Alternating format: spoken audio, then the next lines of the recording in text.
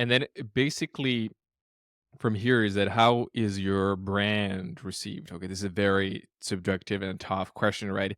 Just to give an example, Fabio, to you is that we've been introducing and interviewing some developers to hire into your team as well, and we see that people are putting, let's say, on the LinkedIn on the top is like so Henry or Henry basically pops out very clearly. So people who have graduated through the boot camps and being part of that ecosystem are relatively proud of that. In a similar manner, like all of us, we utilize LinkedIn, and when we look at our professional networks, right, everybody has school where they went, or like ex Google, ex Apple, try to show off a little bit and look, better to the world. Absolutely number one brand. Everyone loves it. Highly recommend. I think what we're I love noticing it. I love it. is Absolutely number one bad. You've been living in the US for way yes, too long, or it's just like, or also like a combination. You sound like a combination of Argentinian and American who has been just so that's filled funny. with confidence.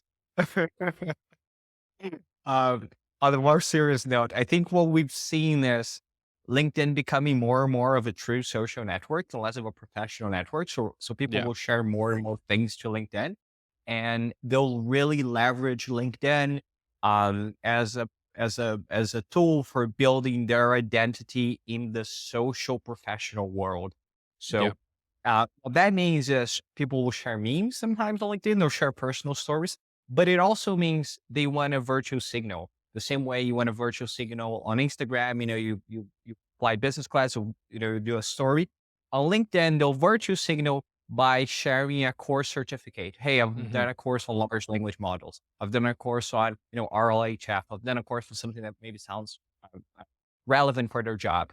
And our model specifically allows them to virtue signal very often because they can just sign up for as many courses as they want. They can get as many Yeah. certificates Yeah. as they want. And there's like a social share button they can click there. So we'll see people sharing our certificates very often. They'll definitely add this to their profile. I think that's more people wanting to virtue signal on a social network than some deeper education behavior changing pattern ish. Hmm.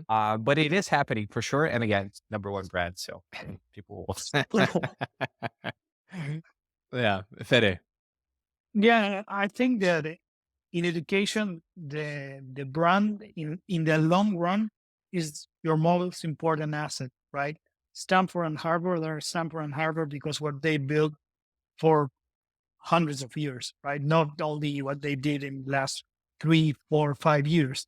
So from day one, we focus on creating an outstanding education experience and an outstanding graduate for the companies who are hiring them, because we understand that we cannot um, change education quality in exchange of growth, right? And that's why we think that our business model is allowing us to have like what I think is one of the most attractive brands in education in Latin America, because basically, if we don't provide high quality education, they will never end up landing a job, and we will never get paid back, right? So Yeah.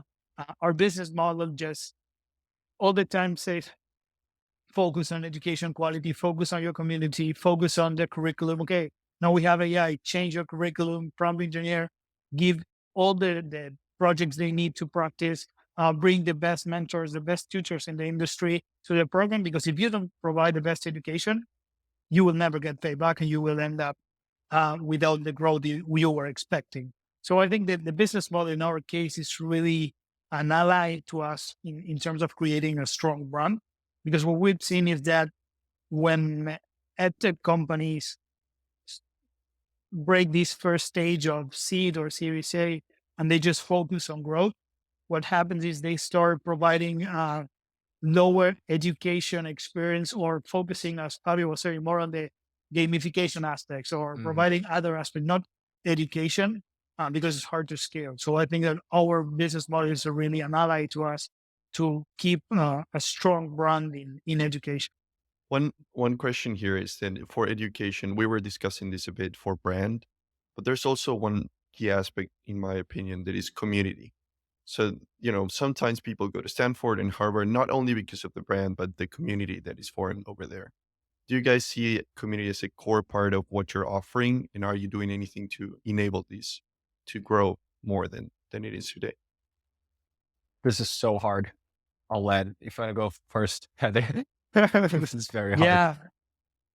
I mean, in our model, it's one of the main aspect of the model, the community. Basically, when you want to transition to tech so fast in a bootcamp of 4 to 6 months, you can get really frustrated, right? Because it's really hard. It's not for everyone. And you need peers going through the exact same thing to you to get that um, same moment with them, right? And it's really interesting because when we asked the first question we asked students once they get into the bootcamp, so why did you choose Henry among all the other options you have? And they say, well, basically because you offer me high quality education for zero upfront cost. And when we finished the program, we asked them the same question. Okay, now that you went through the program, what would you say is the most important aspect of Henry? And they 100% of students say community.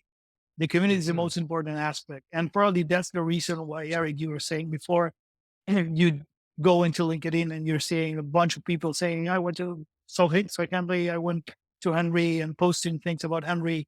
You get into Reddit and or YouTube, you see a lot of reviews about Henry. And if someone is saying, okay, I didn't like the bootcamp because of certain thing, there are 200 comments. Okay, but this didn't happen that way. And it's like a community that's self-regulated, right? And it's a really central aspect of our model.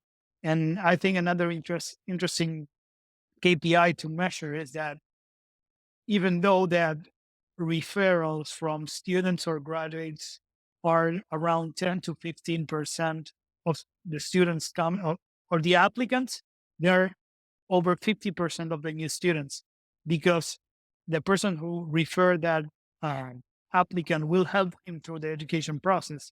And it's like a really interesting um, community effects that is driving our growth in an organic way, avoiding all these huge amounts of investment in CAC. That's usually what it's the main, I would say, bottleneck for edtechs when they try to scale is that the CAC or the ROI, like CAC to lifetime value, is really short because they need to invest a lot of money in the cost of acquisition.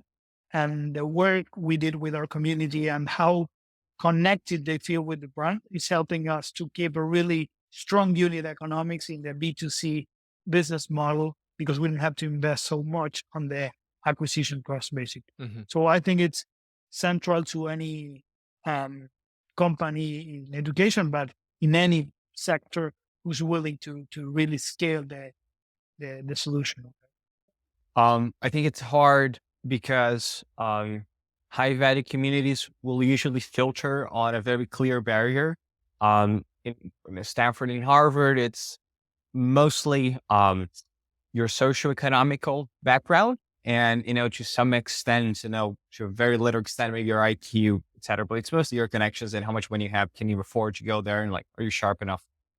You have YC, incredibly valuable. Again, it will filter for a number of factors, but there's a filter and there's a limit and there's a ceiling, there's an application process. And they don't rely on scale because it's hard for you to scale that level of exclusivity and filter, et cetera.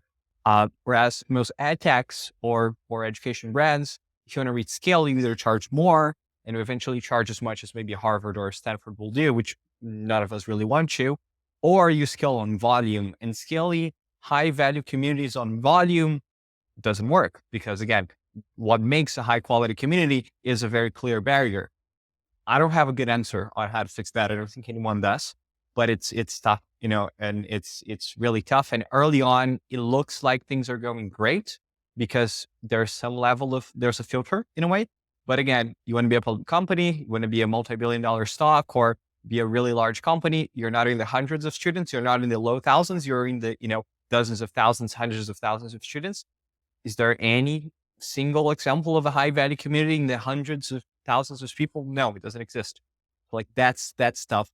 One approach is you create lots of sub communities. So maybe you have a really large student base. Within that student base, you have a really high value community for ML software engineers. And that's the approach that most people are taking. It feels like that's the approach with the most potential, because you might have a lot of students. You only have some of those who are maybe fintech software engineers, and you have like the sub community for fintech software engineers. That's the approach that we're sort of going towards. I think Henry's doing something similar. Beyond this, beyond niches within your community and barriers within barriers, there isn't much of an answer, right? But like, it's a tough problem. Yeah, absolutely. Yeah, and Eric, and one more thing is really interesting what Fabio was saying, because what we see is that it's not Henry you are linked to. It's linked to the 10 peers that you went through the program. And those 10 peers are the one creating the community. And then you have like Mm, local communities, right? The Mexico Henry, the Colombia, or even Bogota, Medellin Henry, Buenos Aires, Rosario, Cordoba. You have like all the big cities, some WhatsApp group and Discord creation that we didn't be part of. It was created, and they are self-regulating, as we were saying before, right?